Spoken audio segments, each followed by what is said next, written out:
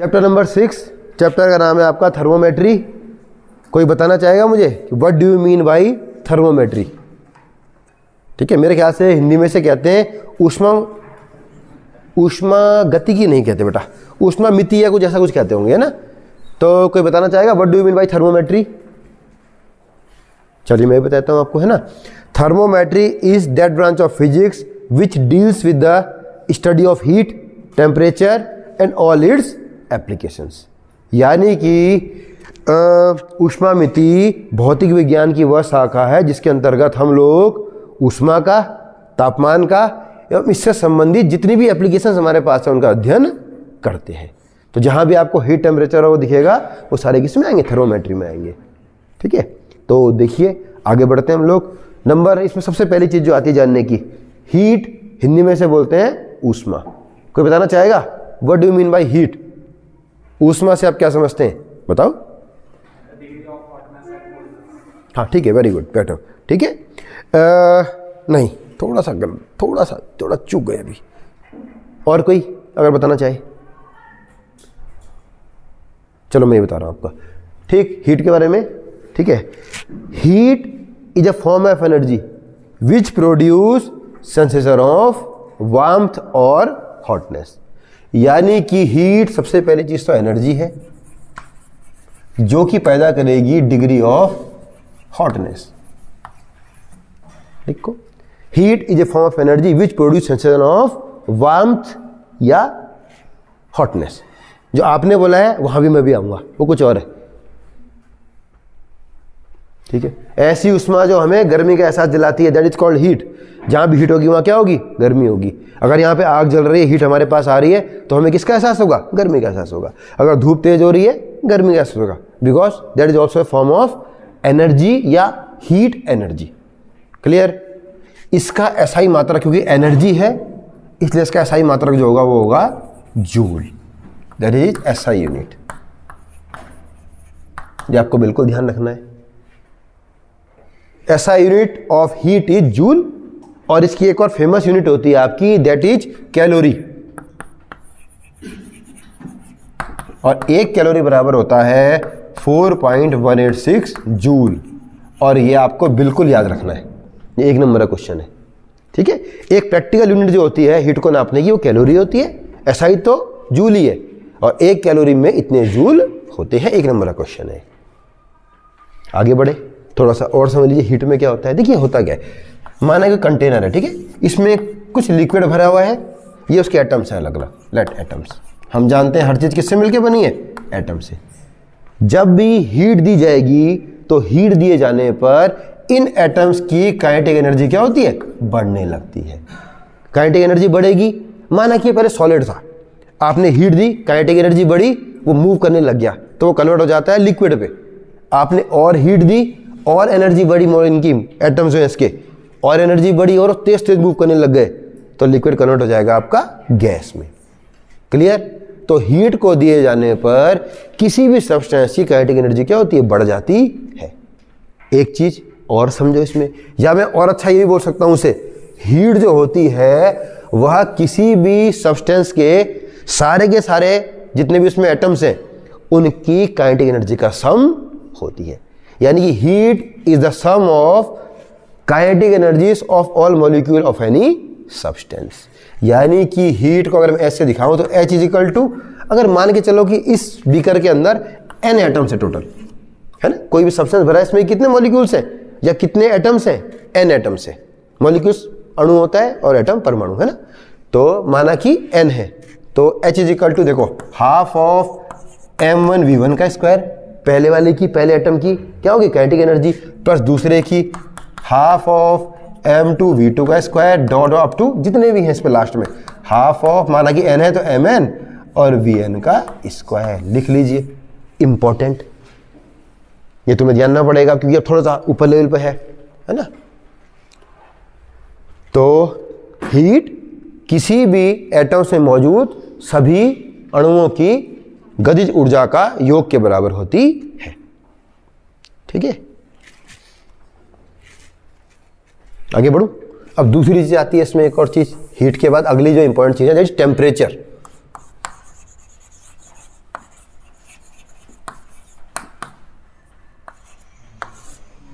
कोई बताना चाहे टेम्परेचर के बारे में? What do you mean by temperature, यानी कि तापमान से आप क्या समझते हैं? एनीवन? नहीं, अब जो तुमने बोला था एक्चुअली टेम्परेचर था, नॉट हीट। ठीक है, डेफिनेशन जो दी थी इन्होंने वो थी, इन्होंने क्या कहा था अभी?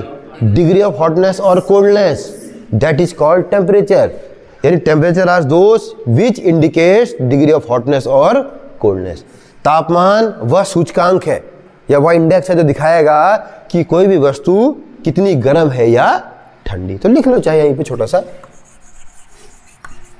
डिग्री ऑफ हॉटनेस और कोल्डनेस, कितनी गर्म या ठंडी है।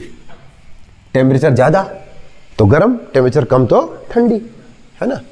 या मैं ऐसा भी कह सकता हूं कि temperature is physical measurement of heat. अगर मैं हीट को नापना चाहूंगा तो जिस मापक से उसे नापूंगा दैट इज कॉल्ड टेम्परेचर, है ना। टेम्परेचर ज्यादा होगा तो हीट की मात्रा क्या होगी उसमें? ज्यादा होगी। तो temperature is a physical measurement of heat. ये क्लियर? आगे बढ़ो। अब इसकी ऐसा यूनिट जो होती है वो होती है केल्विन। और केल्विन के बारे में आप जानते हैं दिस वन ऑफ द क्या है ये फंडामेंटल यूनिट्स। 7 फंडामेंटल यूनिट्स थी जिनमें से एक केल्विन भी थी। ध्यान रखना, ऐसा यूनिट डिग्री सेंटीग्रेड नहीं है, केल्विन है। और प्रचलित यूनिट आएगा इसका जो यूज की जाती है नापने के लिए, डिग्री सेल्सियस हो गया या सेंटीग्रेड हो गया, फ़ारेनहाइट हो गया, केल्विन तो है ही, र्यूमर हो गया। तो ये दीज ऑल आर द क्या आएगा practically used units of temperature. Clear? अब टेम्परेचर क्या होता है भी समझ लो इन टर्म्स ऑफ, अगर मैं एटम्स के टर्म्स में बोलूँ, जैसे मैंने हीट को बताया था आपका, हीट थी सभी एटम्स की काइनेटिक एनर्जी का सम, जबकि टेम्परेचर होता है एवरेज काइनेटिक एनर्जी, यानी कि सभी काइनेटिक एनर्जी का पहले सम करेंगे और अपॉन में नंबर ऑफ एटम्स।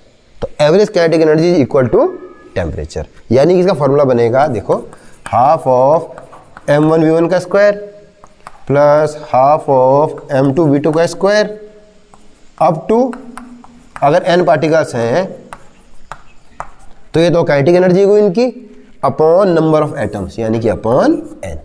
लिखो, temperature is equal to average kinetic energy, इसे बोलेंगे एवरेज। ठीक है, तो सबका सम नहीं है, ये एवरेज है। तो एवरेज काइनेटिक एनर्जी मतलब कि कितनी हीट है वो निकाल देता है आपको, हीट नहीं सॉरी कितना टेम्परेचर है उसका। देखो इसे एक बार, ये ध्यान रखना है तुम्हें बिल्कुल। हीट है सबका सम और टेम्परेचर है एवरेज, कि कुल कितना, एक एवरेज काइनेटिक एनर्जी कितनी आ रही है उसकी। देखो इसमें कोई दिक्कत अभी आपको? अब थोड़ा ध्यान रखने वाली बात है, कई बार पूछ होता है कि इनके बीच आपका रिलेशन क्या है। रिलेशन मतलब कि खाली ये पूछ सकता है आपसे कि डिफरेंस क्या है इन दोनों के बीच, कभी कभी पूछता है आपसे। तो डिफरेंस यही है आपका, पहला तो डेफिनेशन का डिफरेंस हो गया आपका, एक को है क्या है फॉर्म ऑफ एनर्जी, हीट के बारे में बोल रहा हूँ मैं, heat produce sensation of warmth while temperature degree of hotness और coldness of any substance of any body. एक की यूनिट केल्विन है, एक की यूनिट जूल है, ठीक है ना। एक किसी भी एटम की समस्त क्या है काइनेटिक एनर्जी का सम है, जबकि दूसरी वाली एवरेज काइनेटिक एनर्जी को दिखाती है। और सबसे मेन बात जो ऐड होने वाली है, हीट जो होती है आपकी, हीट ये जो आपके इसमें अलग अलग मॉलिक्यूल्स हैं, मान लो किसी भी उसमें सब्सटेंस के जो अलग अलग मॉलिक्यूल्स या एटम्स हैं, इनके साइज और वेलोसिटी दोनों पर डिपेंड करता है, जबकि टेम्परेचर साइज और वेलोसिटी पर डिपेंड नहीं करता। ये ध्यान रखना आपको, साइज क्या है, वेलोसिटी कितनी है, इस पर डिपेंड करती है हीट, जबकि टेम्परेचर डिपेंड नहीं करता। तो ये क्लियर? आगे बढ़े, चलिए अब आ जाओ। तो पहला तो ये हो गया, कभी कभी पूछता है एक नंबर पे ये सम ऑफ काइनेटिक एनर्जीज और ये वाला सारा ध्यान रखना इसको, एवरेज काइनेटिक एनर्जी, ये भी ध्यान रखना बिल्कुल। आगे बढ़े, अब आ जाएगा ट्रांसफर ऑफ हीट।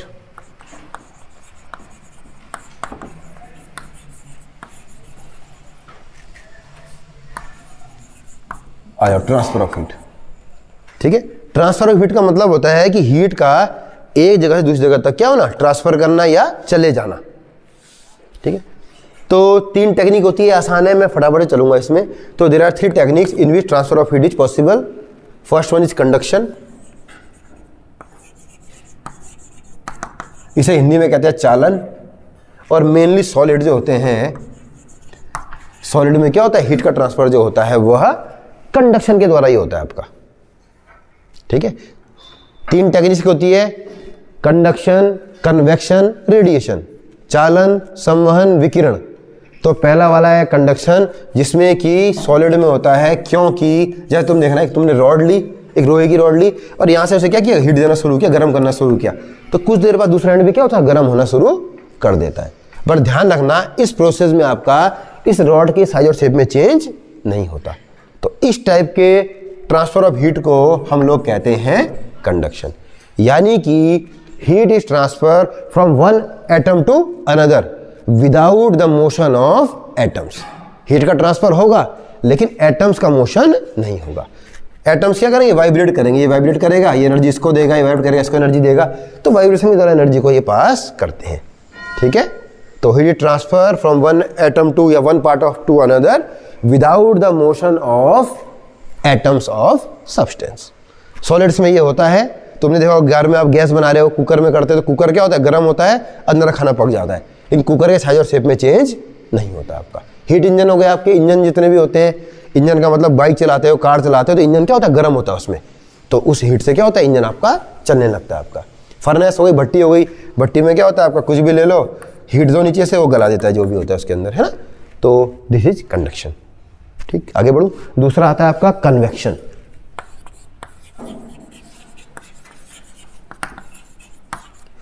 मेनली जो होता है आपका फ्लूइड्स का मतलब लिक्विड और गैस दोनों में ही कन्वेक्शन के माध्यम से क्या होता है, हीट का ट्रांसफर होता है।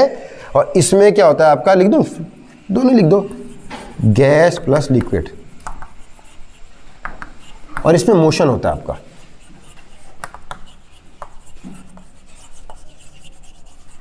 देखिए, मेनली ये होगा आपका गैस और लिक्विड दोनों में, and heat is transfer from one end to another end with the motion of particles. अब पार्टिकल क्या करेंगे, मूव करेंगे आपके। देखो फटाफट एग्जांपल इसका, जैसे कि विंड, हवा, अगर बाहर पे हवा गर्म है तो तुम्हें भी धीरे धीरे क्या होता है, गर्मी का होता है, सॉरी, यहाँ भी क्या होगा, कमरे के अंदर हमें गर्मी लगनी शुरू हो जाएगी, क्योंकि गर्म हवा क्या होगी, अंदर की ओर आएगी। कमरों में जितने भी रोशनदान बने होते हैं, खिड़कियाँ बनी होती है, इसीलिए बनी होती है, कभी आपको ज़्यादा गर्मी लगे तो क्या करो, उन्हें खोल दो और सारी की सारी गर्म हवा क्या हो जाए, बाहर निकल जाए। तो हवा बाहर जा रही है, हवा अपने साथ क्या कर रही है, हवा के एयर के जो एटम्स है वो अपना हीट को क्या कर रहे हैं, कैरी करके ले जा रहे हैं। इस टाइप के मोशन को हम लोग बोलते हैं कन्वेक्शन या संवहन। चाय बनते हुए देखिए, उन्हें पानी उबलता है, चाय होती है, तो बुलबुले उठते हैं, तो बुलबुले में होता क्या एक्चुअली, जैसे यहाँ से गर्म होना शुरू हुआ तो गर्म होकर एटम्स क्या होते हैं, एनर्जी लेके ऊपर की ओर चले आते हैं। ध्यान रखना, जो गर्म चीज़ होती है वो हमेशा क्या होती है, हल्की होती है। तो पानी के जो एटम्स है गर्म होने शुरू हुए, ऊपर की ओर जाने लग गए, धीरे धीरे पूरा पानी गर्म हो जाता है आपका। ठीक है, तो ये हो गया, एसी हो गया, एसी भी इसी भी काम करता है। एसी में या पंखा भी होता है, पंखे में क्या होता है, हवा ठंडी होती है, धीरे धीरे नीचे बैठनी शुरू हो जाती है ठंडी हवा। तो जितना भी आपका वेंटिलेशन वगैरह है वो सारा का सारा दे the example of convection. Clear, आगे बढ़ो। जहां पे मोशन, एटम क्या करेंगे, मूव करेंगे आपका। और तीसरा है रेडिएशन, इसे बोलते हैं विकिरण। एंड रेडिएशन की डेफिनेशन जो आएगी इसमें यह आएगा कि heat is transfer from one atom to another without heating intervening medium.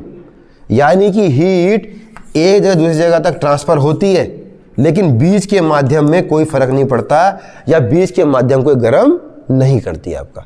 तो ऐसे उसको हम लोग बोलते हैं रेडिएशन।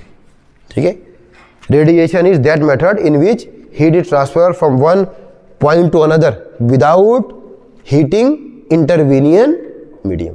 जैसे सूर्य की रोशनी हमारे पास आ रही है, तो सन है वो भी गर्म है, पृथ्वी पर टकराने के बाद गर्मी हो रही है उसकी, लेकिन बीच के माध्यम में कोई भी गर्मी नहीं होती है। ध्यान रखना आप लोग, थोड़ा ऊपर हाइट में जाओगे, अगर ऐसा होता तो सबसे ज़्यादा गर्म क्या होता है, हिमालय होना था सबसे ज़्यादा गर्म। तो सबसे पहले हीट तो हिमालय में आ रही है आपकी, है कि नहीं है। तो होता क्या है, जब हीट जमीन में टकराती है, रेडिएशन माने सूर्य की किरणें, तो जमीन से जो गर्मी निकलती है उससे गर्मी लगती है हम लोग को।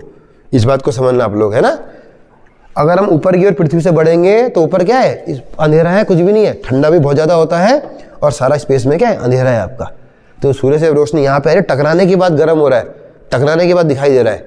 जब तक वो हिट नहीं करेगी इस चीज़ को तब तक वो दिखाई नहीं देगी। तो दिस इज द रेडिएशन। ठीक है, बीच के मध्य में कोई फर्क नहीं पड़ेगा इसका। क्लियर? आगे बढ़ो, एक टॉपिक और देखो। ये आसान टॉपिक था, मैं ज़्यादा इसमें से डीप नहीं आ रहा हूँ। Laser is also example of radiation.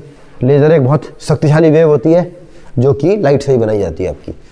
देखो अब लिखो डिफरेंट स्केल ऑफ टेम्परेचर, ये इंपॉर्टेंट है।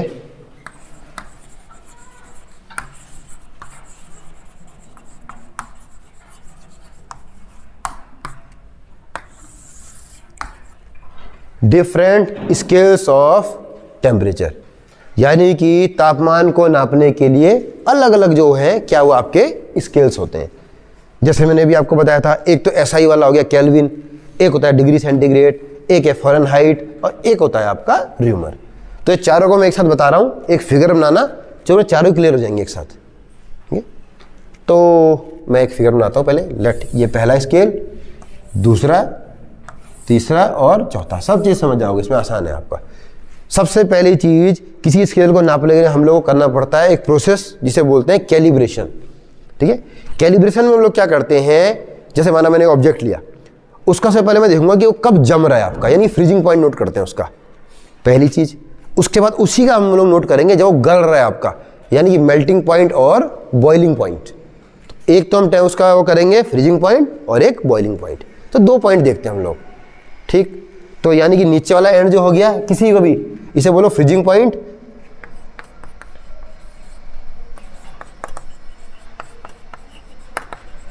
जड़ आएगा आई थिंक ना, फ्रीजिंग और ये बॉइलिंग पॉइंट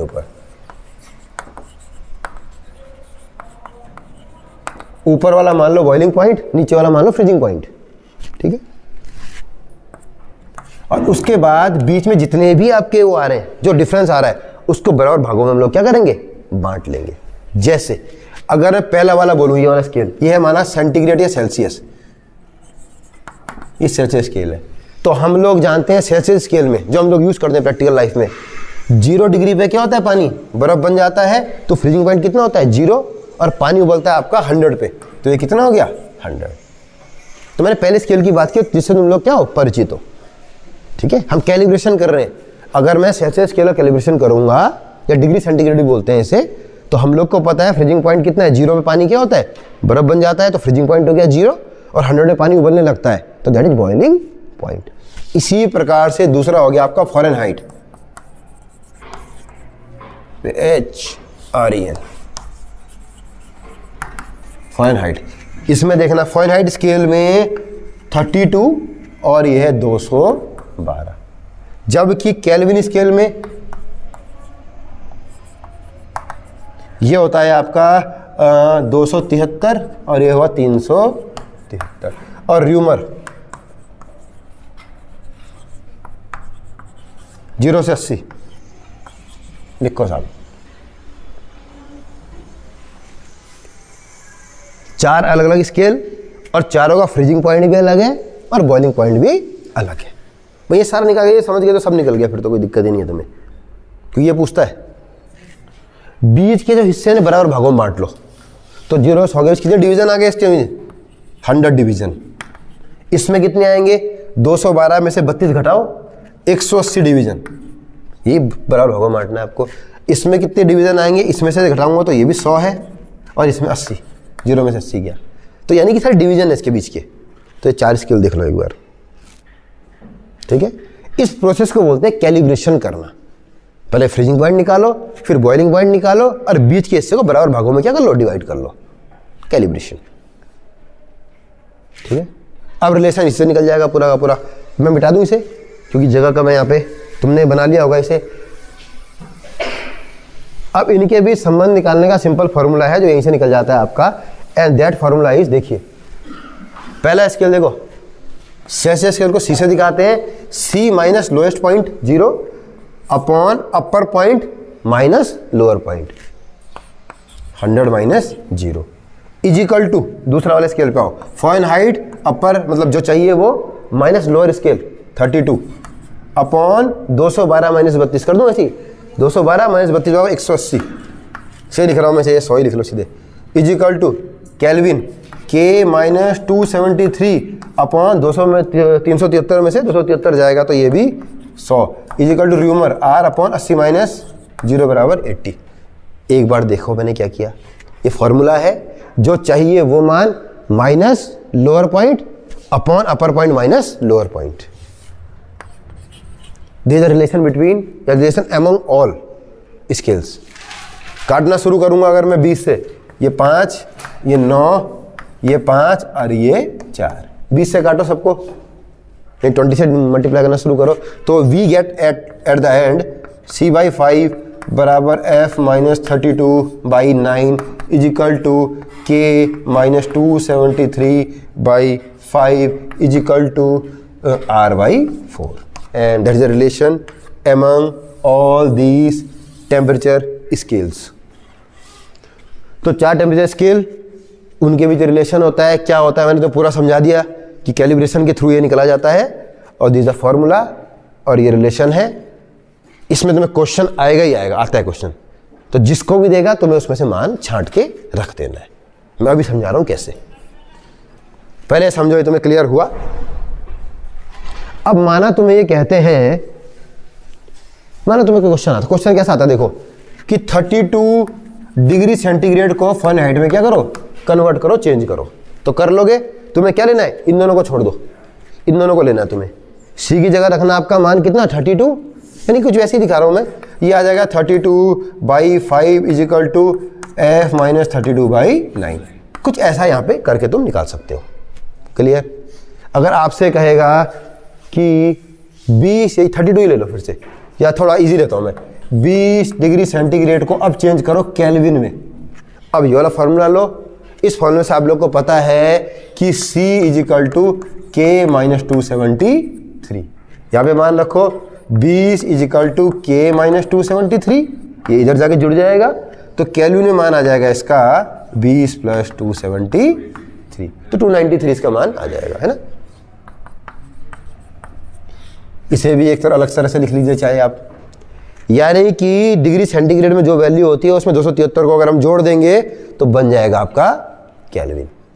एक बार देखिए, ये र्यूमर तो कम पूछता है, इनके भी रिलेशन बहुत पूछा आता है, ध्यान रखना। फ़ारेनहाइट को कन्वर्ट करो आपका सेंटीग्रेड में, सेंटीग्रेड को कन्वर्ट करो फ़ारेनहाइट में, ये पूछता है आपसे बहुत। ये आप कर पाएंगे अगर क्वेश्चन आएगा तो, ठीक। अब क्वेश्चन क्या आएगा मैं हिंट कर दूं तुम्हें थोड़ा सा कि क्या क्वेश्चन बनते हैं। अब पहला क्वेश्चन जो इसमें इंपॉर्टेंट क्वेश्चन बनता ही बनता है आपसे, वह बनता है आपका पहला क्वेश्चन है, तुम बताओगे मुझे एक हेल्दी ह्यूमन बॉडी जो होती है टेम्परेचर कितना होता है उसका। अरे खड़े होके बताओ, किसको आता है, हाथ ऊपर करो, वेरी गुड, एक को आता है, बताओ। या बिल्कुल सही 37 डिग्री सेंटीग्रेड, या इन्होंने बोला 98.6 फ़ारेनहाइट, बिल्कुल सही जवाब। बैठो, तो ये आपको बिल्कुल याद होना है, ये बहुत एक नंबर का क्वेश्चन बनता है आपका, ठीक है। यानी कि एक हेल्दी ह्यूमन बॉडी का टेम्परेचर कितना होता है, ठीक, 37 या 90। अब थोड़ा मैं इसमें आ रहा हूँ, जानबूझ के इसमें आ रहा हूँ 98.6 में। यानी कि अगर आप सही हो, आपके जो डॉक्टर यूज़ करते हैं, जो मुंह में डालते हैं, देखा हो आपका जब टेम्परेचर नापा रहता है, तुमने सुना होगा जी बुखार मुझे 102 हो गया, तो 102 क्या, ये फ़ारेनहाइट 102 होना कितना चाहिए था, 98.6। अगर तुम्हारा 90 पे चला गया तो तुम्हें कोल्ड हो जाएगा, अगर तुम्हारा चला गया 102 पे तो बुखार, 104 पे गया तो आदमी पागल होना शुरू हो जाता है, बहुत दिमाग फटना शुरू होता है फिर उसका। तो ये कौन सा स्केल है, फ़ारेनहाइट स्केल। तो अगर मैं पूछ ले कि डॉक्टर कौन सा स्केल यूज करता है तो आपको पता होना चाहिए that is Fahrenheit scale. Clear, आगे बढ़ूं। और एक चीज और याद रखना इसमें, -40 चाहे सेंटीग्रेड हो या फ़ारेनहाइट हो, ये ऐसा स्केल है जिसमें दोनों मान क्या होते हैं, बराबर होते हैं। अगर तुम्हें कहेगा कि ऐसा मान बताइए जिसमें कि फ़ारेनहाइट और डिग्री सेंटीग्रेड दोनों बराबर हों, तो -40 आपको याद रखना है। और अगर निकालने को आएगा तो क्या करोगे, कैसे निकालेंगे ये भी देख लो। यहाँ पे F रख दो, कोई भी एक स्केल रख दो, F और C बराबर है ना, ये निकाल के रख देना मान, अपना -40 आएगा। तो याद रखना इस चीज़ को, -40 में क्या होता है, दोनों के दोनों बराबर होते हैं, कोई दिक्कत इसमें। तो ये चीज़ें आपसे क्या होता है, पूछी आती हैं, ये ध्यान रखिएगा। और एक इस समय जैसे कमरा है तो कितना टेम्परेचर होता है कमरे का, लगभग नॉर्मल कंडीशन में 20 डिग्री 24 डिग्री, ये जो टेम्परेचर होता है ये किस में होता है, डिग्री सेंटीग्रेड, ये ध्यान रखना है आपको। ये क्लियर। अब एक चीज और देखो, 273 है ना, है ना। तो अब यहाँ ध्यान देना, C इजिकल टू यानी कि अगर मैं बोलूँगा कि 0 डिग्री में के का मान कितना आ जाएगा आपका, तो 0 डिग्री सेंटीग्रेड में केल्विन स्केल में मान जो होगा वो होगा 273 केल्विन। ठीक है, केल्विन स्केल की बात कर रहा हूँ मैं आपका, यानी कि जिसमें पानी बर्फ बन रहा है। ठीक है, डिग्री सेंटीग्रेड में 0 है उसका मान, लेकिन केल्विन स्केल जो कि ऐसा यूनिट भी है उसमें मान कितना 273। ठीक, अब अगर हम माइनस में जाना शुरू करेंगे, अगर मैं बोल रहा हूँ -100 जो कि ध्रुवों में पाया जाता है आपका, इसमें कितना हो जाएगा लगभग 173, 100 घटा लो इसमें से। ठीक है जी, अब लास्ट में जो मिनिमम जो जाएगा नीचे जो जाएगा दैट इज एब्सोल्यूट टेम्परेचर, ध्यान रखना।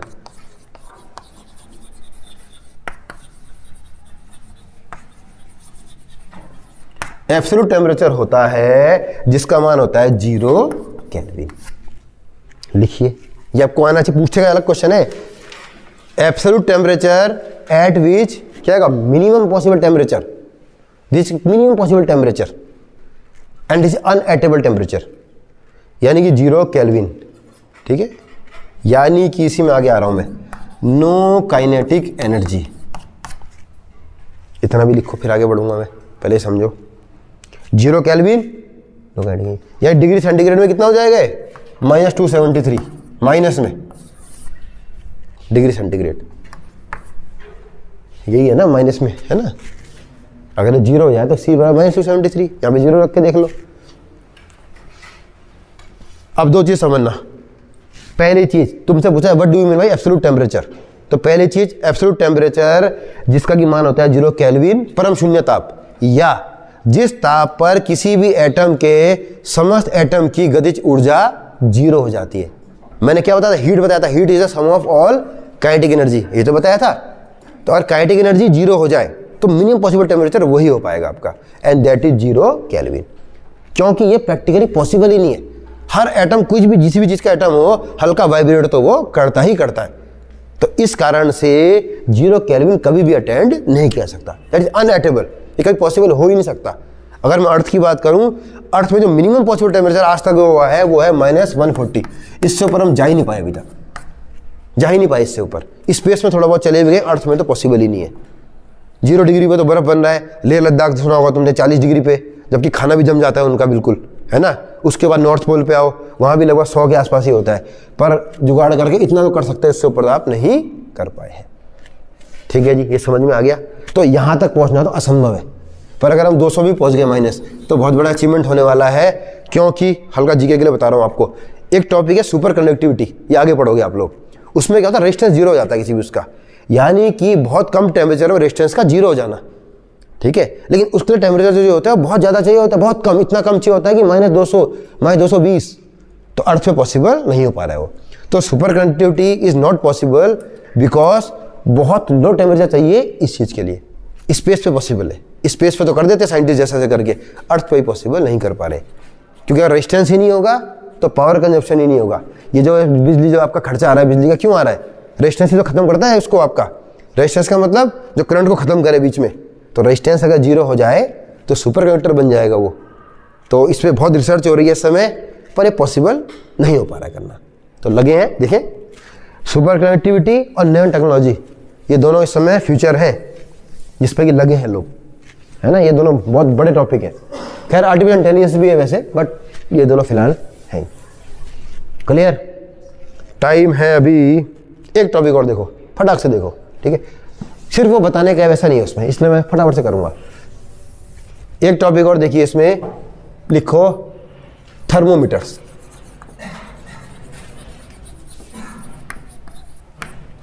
हिंदी में कहते हैं बेटा से तापमापी।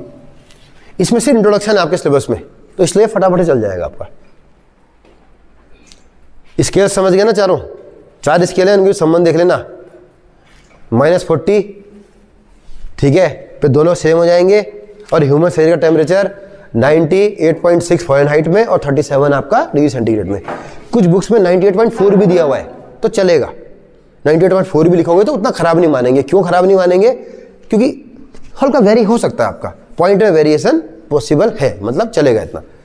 तो थर्मोमीटर में देखिए, अब सबसे पहले थर्मोमीटर होता क्या है? Thermometer is a device used to detect temperature. ये ऐसा उपकरण है जिसकी सहायता से हम लोग तापमान को मापते हैं कहीं भी, है ना। थर्मोमीटर, तापमान को मापने के लिए, टू मेजर टेम्परेचर। टेम्परेचर ठीक है शॉर्टकट में, टू मेजर टेम्परेचर। अब देखिए इसमें कॉन्सेप्ट क्या होता है आपका।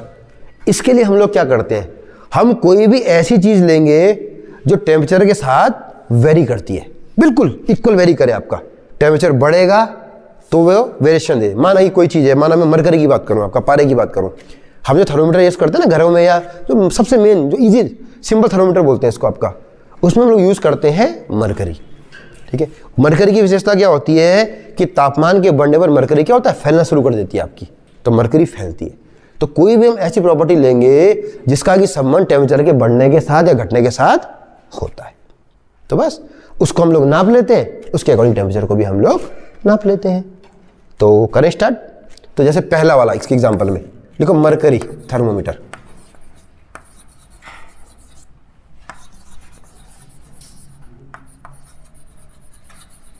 मरकरी थर्मोमीटर देखिए क्या होता है इसमें। सबसे बेसिक थर्मोमीटर है मरकरी थर्मोमीटर, जो कि सबसे ज़्यादा घरों में यूज होता है। करें सिंपल, एक छोटी सी देखो, एक ग्लास ट्यूब लेते हैं हम लोग जो पूरी सील पैक होती है, और ग्लास ट्यूब में इस बॉल के अंदर क्या भरी होती है, मरकरी या Hg।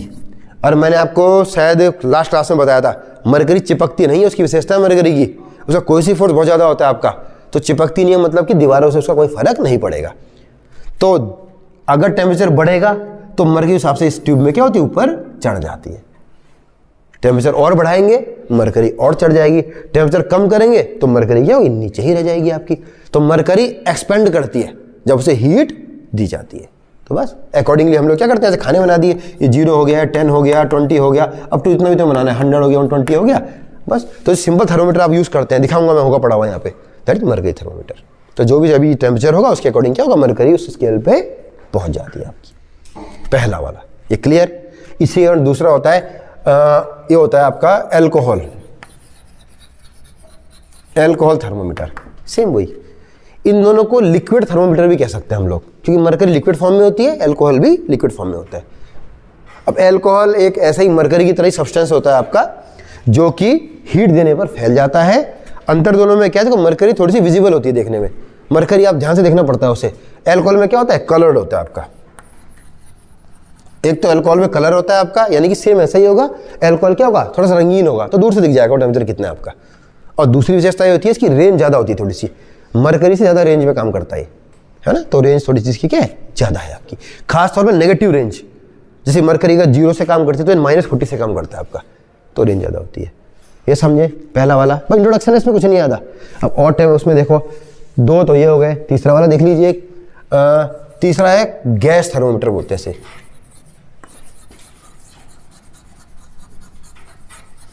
अब गैस का यूज करेंगे इसमें। हमको पता है गैस को भी क्या करें, टेम्परेचर देंगे तो गैस क्या होगी, फैल जाएगी आपकी। तो देखिए एक आपने समीकरण पढ़ा होगा, PV = RT, इसे बोलते हैं आइडियल गैस इक्वेशन। प्रेशर है, V आपका वॉल्यूम है, आयतन है, R कांस्टेंट है और T टेम्परेचर है। सब समझना, इजीली समझना। अगर देखो V कांस्टेंट कर दूं मैं आयतन को, तो T डिपेंड कर रहा है, ये भी कांस्टेंट, देखो ये तो ऑलरेडी कांस्टेंट है ही, इसको तो छोड़ दो कांस्टेंट को।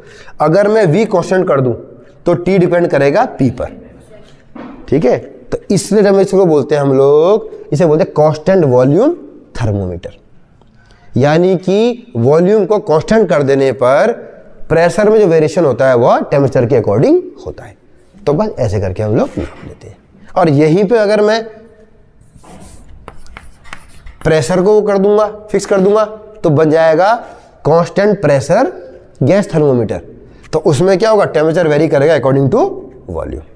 तो बस, तो इस तरह 2 थर्मोमीटर होते हैं आपके, एक होता है कांस्टेंट वॉल्यूम, एक होता है कांस्टेंट प्रेशर। कांस्टेंट प्रेशर है तो वॉल्यूम पे डिपेंड करेगा, कांस्टेंट वॉल्यूम है तो प्रेशर पे डिपेंड करेगा। कोई दिक्कत, हमें कोई भी ऐसी चीज लेनी है जो वेरी करती हो। तीसरा हो, अब बता रेजिस्टेंस, इसमें यूज करते हैं प्लेटिनम रेजिस्टेंस।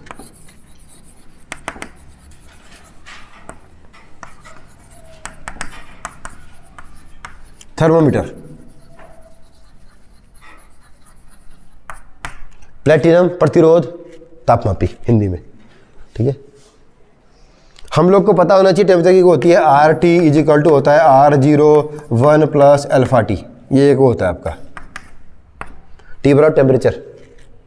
यानी कि इस समीकरण से आपको ये सीखना चाहिए कि टेम्परेचर बढ़ने के साथ साथ, देखो ये जुड़ रहा है साथ में, दिख रहा है, इसके साथ ये जुड़ रहा है, आपका रेजिस्टेंस का मान भी क्या होता है, बढ़ने लगता है। तो सबसे फाइन जो रेजिस्टेंस का मान बढ़ता है इसमें वो प्लेटिनम होता है। प्लेटिनम का क्या होता है, रेजिस्टेंस बिल्कुल फाइनली वेरी करता है टेम्परेचर के साथ। इसलिए हम लोग क्या करते हैं, एक थर्मोमीटर होता है जो कि प्लेटिनम रेजिस्टेंस थर्मोमीटर भी होता है। कुछ नहीं है इसमें क्या करेंगे हम लोग, इसमें रेजिस्टेंस लगा होगा, टेम्परेचर बढ़ेगा तो रेजिस्टेंस बढ़ेगा, टेम्परेचर कम होगा तो रेजिस्टेंस भी कम होगा। तो रेजिस्टेंस के अकॉर्डिंग हम लोग नाप के टेम्परेचर निकाल लेते हैं। आगे बढ़ूं, अगला आता है आपका बाई मेटालिक थर्मोमीटर होता है एक आपका।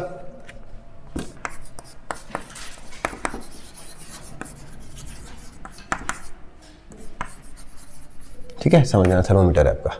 इसमें करते हैं दो मटेरियल लेते हैं आपके, यानी बाई मटेरियल में क्या करते हैं, दो मटेरियल को लेते हैं एक साथ, और दोनों मटेरियल में जब हम लोग क्या करते हैं, टेम्परेचर को बढ़ाते हैं, ठीक, तो इनमें एक्सपेंशन होना शुरू होता है, फैलना शुरू होता है, और एक्सपेंशन के अकॉर्डिंग हम लोग क्या करते हैं, नापते हैं। तो इसमें क्या होता है, एक्सपेंशन होता है,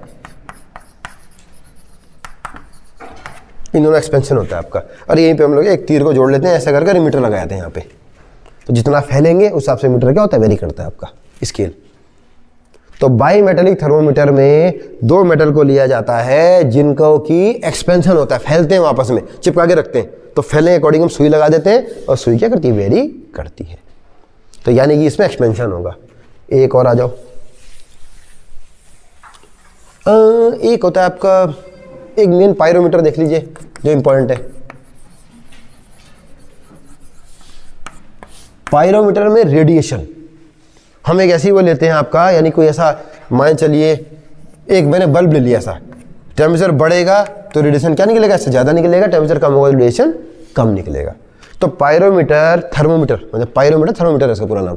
तो पायरोमीटर ऐसा थर्मोमीटर है जिसमें कि रेडिएशन का मान अकॉर्डिंग टेम्परेचर वेरी करता है। तो बस, तो रेडिएशन को नाप लेते हैं, उसके अकॉर्डिंग टेम्परेचर भी क्या होता है, उसको नाप लिया जाता है। समझ गए? तो पूरा का पूरा, क्योंकि सिर्फ इसमें परिचय देखना आप लोग, इसमें ज़्यादा वो नहीं है, डीप नहीं आना, सिर्फ ये सीखना है कि होता क्या है और कुछ नहीं है। क्वेश्चन भी इसमें शायद नहीं आया आपका। ठीक है जी।